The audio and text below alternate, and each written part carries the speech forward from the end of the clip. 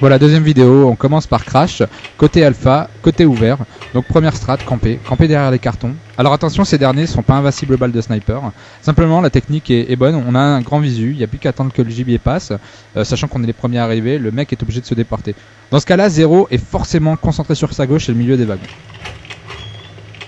On va tout de suite se concentrer sur la grosse partie rush, puisque Crash et Glindur sont le binôme pour la partie rush, la partie la plus sensible, à coup de fumigène. Donc je vous laisse découvrir la vidéo pour l'instant, on va ensuite la commenter ensemble. C'est assez spécial, donc il y a besoin obligatoirement d'entraînement pour cette technique. On va la détailler ensemble immédiatement.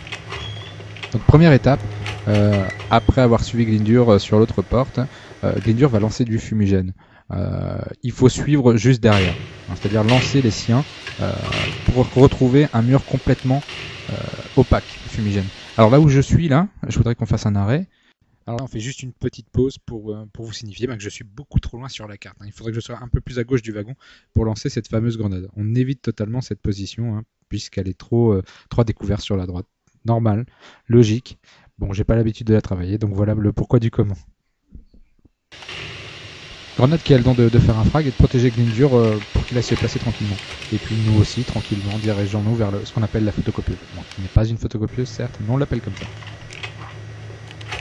On enchaîne tout de suite avec Glindur, le pilier de ce rush, avec ses fumigènes. Alors, petite pause encore une fois, là je les ai pas très bien lancés. Il suffit de le voir. Il faut quand même se couvrir, ça sert à se déplacer. Vous remarquerez ensuite, vous voyez, pour se déplacer tout au fond de la pièce, qui font un nuage tout de même, sans quoi on est mort. Première couverture qui est ici, je vais naviguer sur toutes les couvertures possibles. Crash se place à ce moment-là à la photocopieuse. Le premier sac de sable, apparemment non évident, et cette caisse qui est très périlleuse parce qu'en fin de compte une balle de snipe peut passer. Il suffit de faire attention, mais on sait jamais s'il y a des mecs qui connaissent le coup. Ensuite viennent les étages avec les plaques et le fond de la pièce.